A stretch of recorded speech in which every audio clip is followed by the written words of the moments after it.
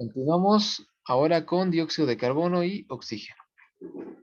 El dióxido de carbono, ¿sí? Por estar integrado con un átomo de carbono y dos de oxígeno, ¿sí? Y el oxígeno como tal diatómico, por la combinación de dos átomos de oxígeno, en el suelo están involucrados en los procesos biológicos más importantes de los seres vivos, la fotosíntesis y la respiración celular aerobia, ¿sí?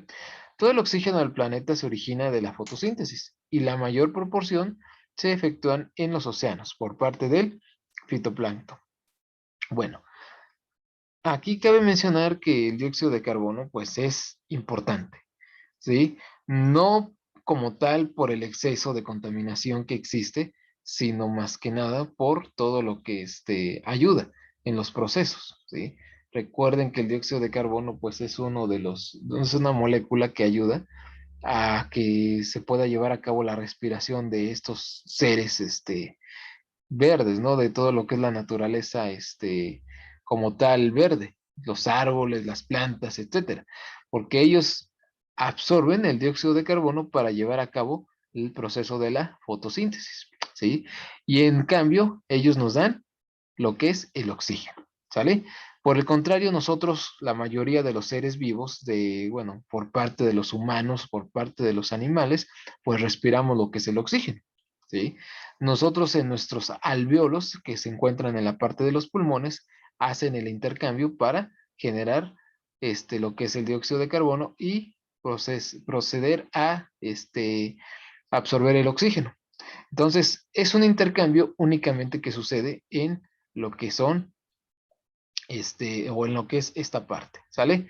Entonces, el dióxido de carbono y el oxígeno, pues son muy importantes para el proceso de la vida, ¿sí? Y más que nada en la respiración. Por ahí, en lo que fue biología, ustedes, se supone que vieron lo que fue la respiración celular aerobia y anaerobia, ¿sí? Entonces, yo creo que por ahí ya saben de lo que trata esta parte, por ahí también lo que es el ciclo de Krebs, de cómo sucede este tipo de respiración.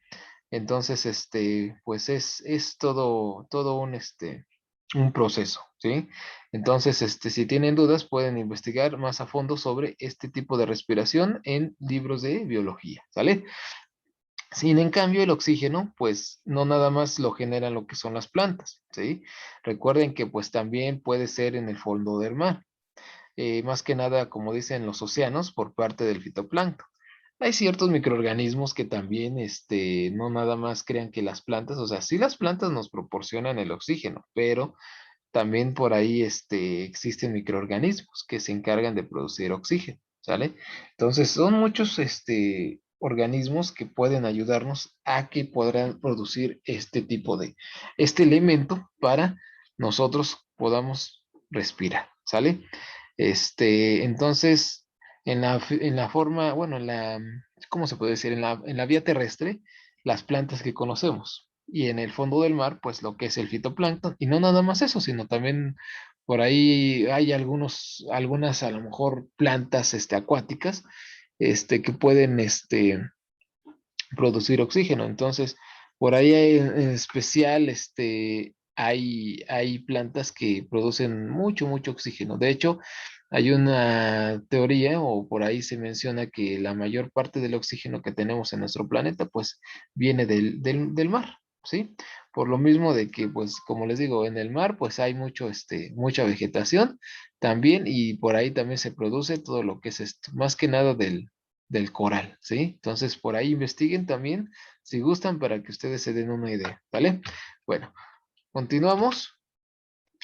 Por su parte, el dióxido de carbono modifica otros factores del ambiente, a diferencia del oxígeno. Se reacciona químicamente. En los medios acuáticos, la concentración de dióxido de carbono es más elevada que en la atmósfera, ya que en el agua se presenta en forma de carbonatos y bicarbonatos. El mar es considerado el gran reservorio mundial de dióxido de carbono, pues contiene el 4,7% de este gas, necesario para el inicio de la fotosíntesis. Entonces, como les menciono, el dióxido de carbono, aparte de ser un gas, tóxico, se podría decir, porque es lo que es en exceso, ¿sí? Entonces, si reacciona en el medio ambiente, por ejemplo, cuando es vapor de agua, ¿sí? Ya en la atmósfera, y cae en forma de, bueno, ya que se combina con el agua, puede caer en forma de ácido, ¿sí? Y es una parte de la lluvia ácida. Entonces, el dióxido de carbono ya en otra parte, en otras cosas, pues puede reaccionar y puede ocasionar daños a la salud. Entonces, como les digo, esa es la importancia de controlar estas partes por millón que hay en el medio ambiente por parte de las industrias, incluso por parte de nosotros mismos cuando contaminamos. Cuando llegamos a quemar algo, papel, madera, no sé, algo, hay que tener cuidado porque no nada más desprende dióxido de carbono, sino que por ahí estamos liberando otras sustancias que pues igual pueden reaccionar, ¿sale? Bueno, entonces, ya no desviándonos tanto del tema, regresamos. Nos menciona que en lo que es el fondo del mar, en los océanos, pues la mayor parte del dióxido de carbono está concentrado ahí en esa parte, ¿sí? Más que nada, más que en la atmósfera. En la atmósfera tenemos, pero como les digo, es por parte de la contaminación, pero naturalmente, pues no lo tenemos como tal, digamos, la mayoría en el océano. Si hablamos ya de contaminación, pues yo creo que la mayoría sí la tenemos en la en lo que es la atmósfera. Pero pues igual y puede ser que con la contaminación del agua, pues sigue igual, ¿no? Entonces, aquí se menciona que pues es más elevado por esta parte, ¿no? Por lo que son los carbonatos y los bicarbonatos, debido a que pues o sea, en el mar desemboca todo, para empezar. Todo lo que llega de los ríos, todo lo que llega de los lagos, de todo lo que es por ejemplo, aquí en México, ¿no? Todo lo que es en Río Tula, lo que es en Río Salado, todo lo que ven, todo desemboca en el mar. Imagínense toda la contaminación que hay. Entonces, para que se den una idea, y por eso es que se llegan a formar estos tipos de carbonatos o bicarbonatos.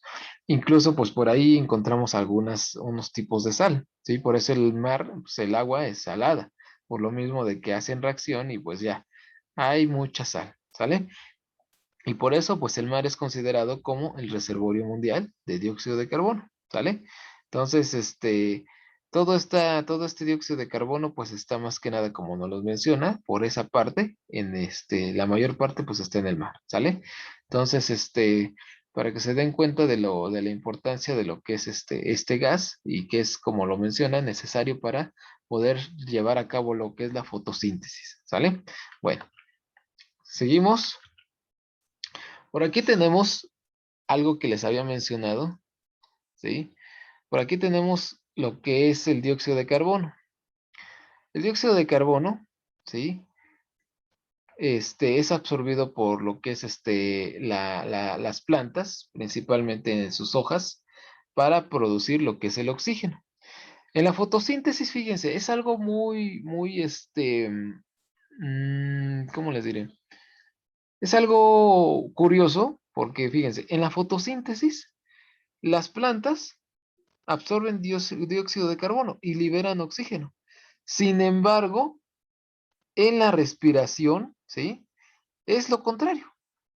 Absorben el oxígeno y liberan dióxido de carbono. Entonces, esa es la forma, o sea, esa es una de las curiosidades, algo muy interesante que hacen las plantas. Algo que nosotros como humanos no podemos hacer. Entonces, es algo muy interesante, ¿sí?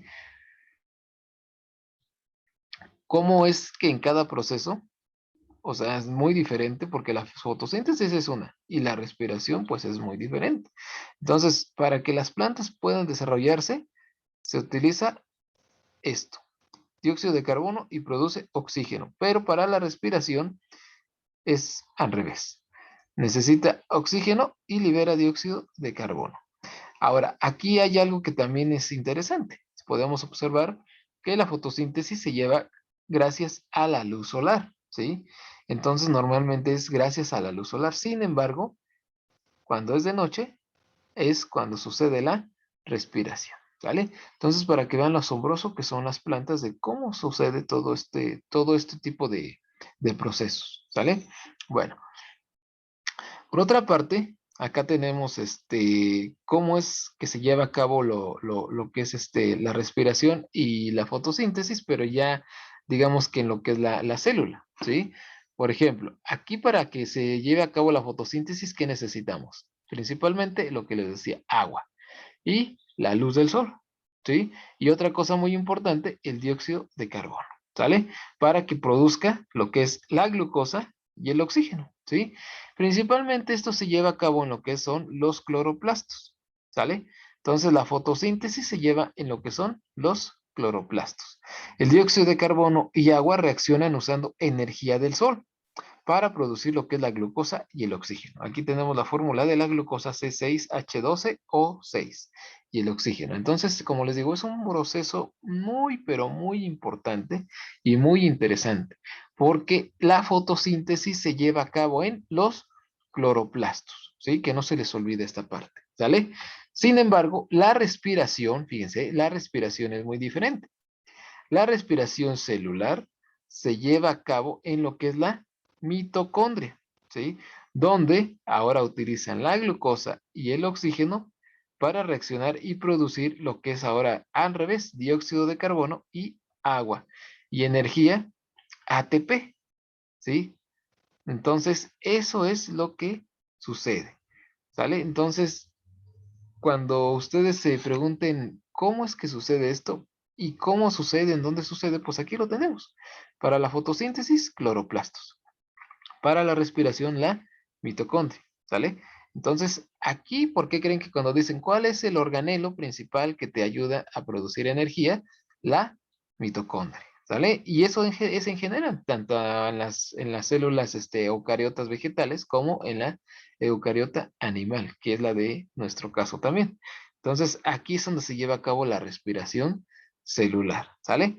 Pero aquí es en la parte de las plantas, para que se den cuenta. Entonces, este proceso de la fotosíntesis en el día sucede en los cloroplastos gracias al agua, la energía solar, dióxido de carbono y nada más, para producir glucosa y oxígeno.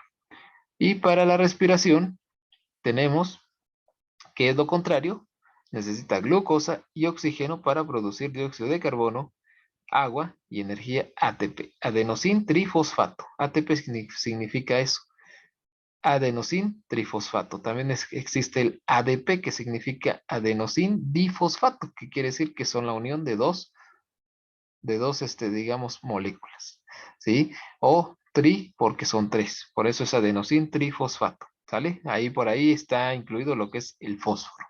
Entonces, como les digo, son procesos muy, muy importantes, ¿sale? Bueno, continuamos ahora con lo que es el pH y la salinidad. Son factores químicos que se refieren a características del medio gaseoso o aire, líquido o agua, suelo. El pH es una medida del contenido de iones hidróneo, ¿sí? Presentes en una solución. En altas concentraciones los iones hidróneo pueden ser nocivos para las células, debido a que por su elevada reactividad pueden dañar algunas enzimas, ¿sí? Bueno, el pH yo creo que ya todos saben qué significa, ¿sí? Esto lo vemos en química, por ahí los que estuvieron conmigo lo vimos en química, ¿sí? Les mencionaba una escala del pH, se los voy a volver a mencionar nuevamente para que se den una idea. Cuando yo les daba la escala del pH, recuerdan que lo mencionábamos de esta parte, donde la máxima llega hasta, a ver, ¿quién recuerda? A ver, ¿quién me dice yo? A ver, voy a poner aquí los valores. Desde 0 hasta ¿qué? ¿Qué número da? 14. 14 exactamente. ¿Vale? Donde el 0 nos indica que entre más cerca al 0, ¿qué sucede? Es más que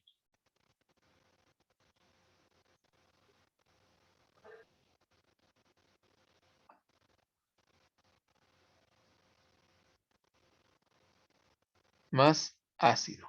¿Sí? Y acá, entre más cerca al 14, ¿qué sería? Una base. ¿Vale?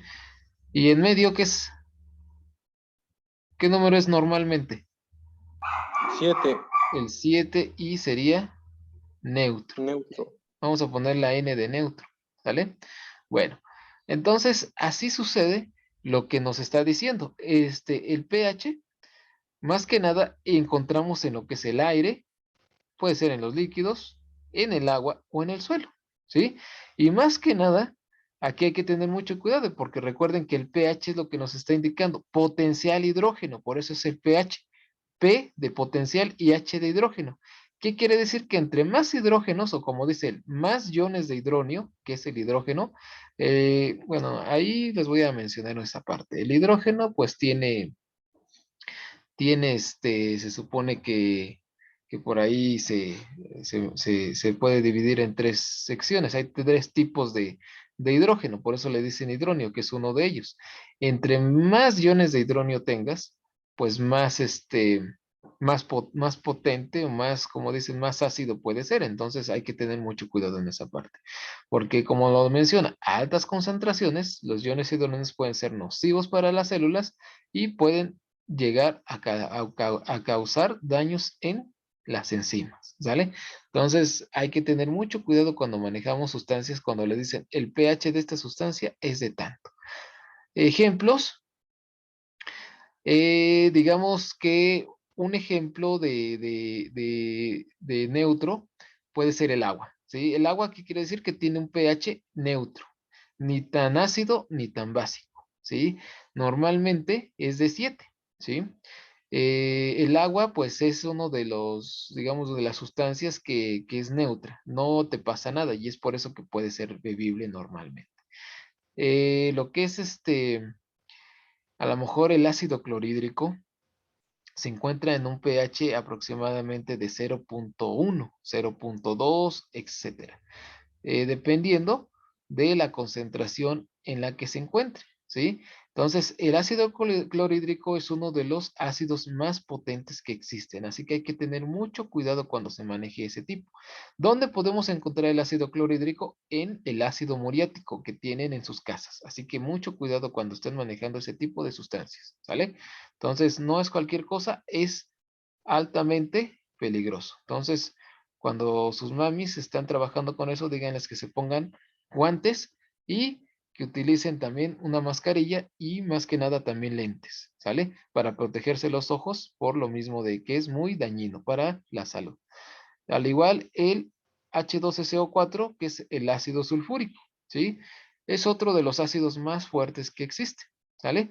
Y estos ácidos más que nada se los estoy dando porque son los más comunes que existen y que podemos encontrar en la naturaleza, ¿sí? Por ejemplo, este que les estoy dando de ácido sulfúrico, ¿dónde creen que lo encontramos? En lo que es la lluvia ácida. Cuando se libera, por ejemplo, las industrias, o no nos vamos tan lejos, digamos que una persona quemó, no sé, una llanta o plástico, o hule, zapatos, no sé lo que quieran, y liberó dióxido de carbono. Este está en el aire, está en la atmósfera y se va a combinar con el agua. Cuando llueve, por ejemplo, ahorita que llueve, ¿no? ¿Qué creen que va a suceder? Pues va a formar H2SO4, ¿sí? Entonces, aquí hay que tener mucho cuidado, porque la escala del ácido, pues es altamente peligrosísima. Y las altas concentraciones, aquí lo que nos está diciendo, pueden causar algunos daños a la enzima, a las enzimas, más que nada a la salud, ¿sí? Puede quemar la piel, puede, si caen los ojos, pueden quedar ciegos, o sea, son muy dañinos. Entonces, a eso se refiere, ¿sí? Y esto más que nada está en el aire y en el suelo, así que hay que tener mucho cuidado, en el agua también. ¿Sale? Entonces, aquí cuando cae en forma de lluvia, obviamente al agua y posteriormente al suelo. ¿Por qué creen que cuando es esta parte ya no se ven tantos peces como antes por lo mismo? De que ahorita digamos que de por sí el río ya está contaminado y todavía le cae esta parte de la lluvia ácida, pues peor. Entonces, si los peces no admiten esta parte, si nada más digamos que están acostumbrados a un pH máximo de 5 a no sé, a 9 es un ejemplo, pues imagínense, si no entran en este rango y nosotros le agregamos estos tipos de ácidos fuertes, pues, ¿qué va a suceder? Pues van a morir. Entonces, esa es una parte de cómo se está afectando lo que es el agua y cómo es el suelo. Entonces, hay que tener en cuenta que el pH es algo muy, muy, muy común en la naturaleza, porque si nosotros alteramos esto, pues nuestros animalitos, incluso hasta nosotros podemos morir, ¿sí?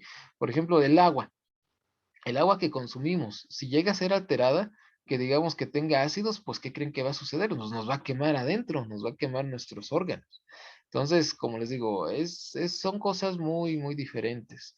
Son cosas que son muy importantes porque pues todo esto del pH pues también nos ayuda es uno de los factores, como dice, químicos, abióticos químicos que pues están en la naturaleza y pues el pH de algo que nosotros podamos consumir pues puede ser malo, ¿no? Si se encuentra en altas concentraciones, pues es lo que sucede. Ahora, esa es una parte. ¿Qué pasa si nosotros nos vamos ahora al otro extremo? Ahora digamos que nos vamos hasta acá. ¿Qué va a suceder? Ahora lo que va a suceder es de que, por ejemplo, no sé, ahora digamos que tengamos hidróxido de sodio, ¿sí? Ahora, pues su pH aproximadamente es como de 13.5, 13.4, ¿sí? Casi pegándole al 14. Es otra cosa. Entonces, aquí, pues nosotros también, tenemos el peligro de lo mismo que el ácido también nos puede quemar, ¿sí? Porque ya está al otro extremo. Entonces, como les digo, estos límites pues son malos. Si ya los llegas a rebasar de 13, no sé, de 12 incluso, ya son peligrosísimos para la salud. Entonces hay que tener mucho cuidado con esto. Esto pues es la sosa cáustica. Esto, fíjense, les voy a decir algo. ¿Saben dónde podemos encontrar esto? En los jabones.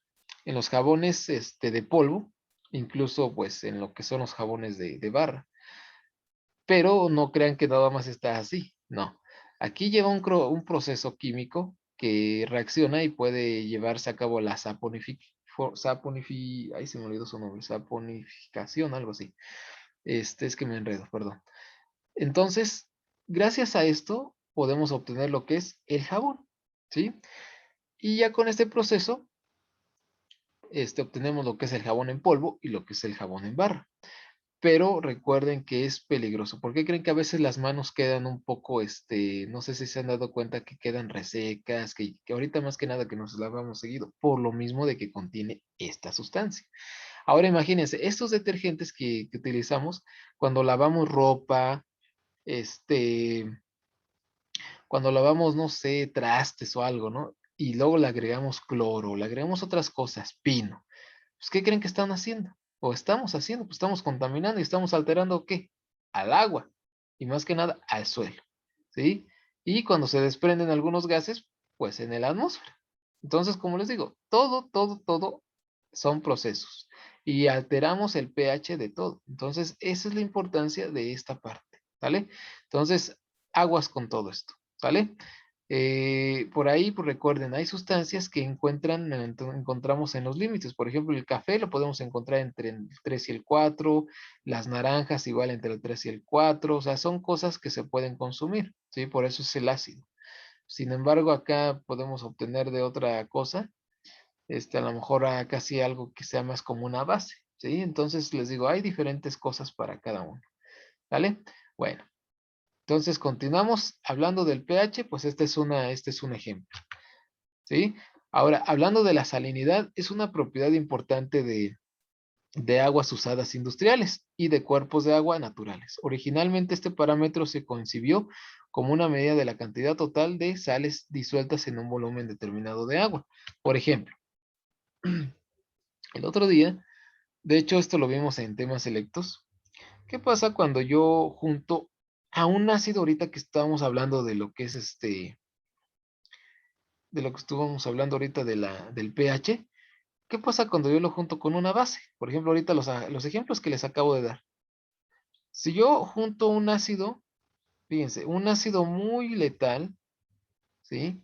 que es el ácido clorhídrico, y junto el hidróxido de sodio, que es una base, o sea, es lo contrario. Si yo acá me dice que el pH es de 0.1 aproximadamente, y acá me dice que es de 13 no sé, 13.8, o sea, imagínense. O sea, es como que el otro extremo, ¿no? Entonces, cuando yo los junto, ¿qué creen que me va a dar?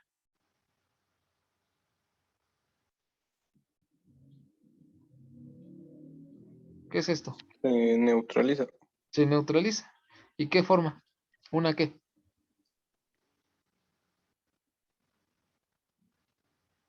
Una sal, ¿sí?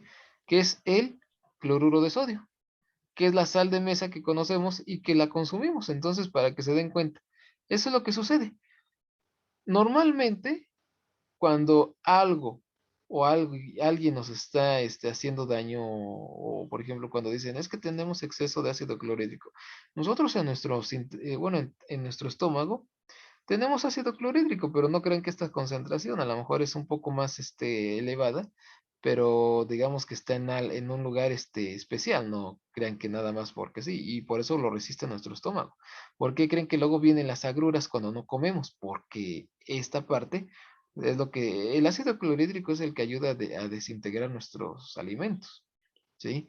Entonces, por eso cuando consumimos algo y cuando tenemos hambre, ¿por qué creen que como que dan agruras? Por lo mismo de que se está elevando el ácido clorhídrico. Entonces, cuando normalmente dice alguien, es que tomé, no sé, algo por accidente, y dicen, tómate, no sé, una leche, cuando dicen, no, tómate algo, es porque estamos neutralizando. Y es lo que sucede. Originamos una sal y producimos agua. Entonces, eso es la reacción química que sucede. ¿Sí? Entonces, aquí la salinidad es otro de las partes muy importantes que existen, más que nada en las aguas. Porque, como les digo, en las aguas, las industrias, producen mucho este tipo de sustancias y normalmente ¿dónde van a parar? Al mar. Y entonces en el mar hay mucha sal. Y no nada más este tipo, también está la sal de, ¿cómo se llama? El cloruro de sodio, no nada más es ese, sino también está el cloruro de potasio.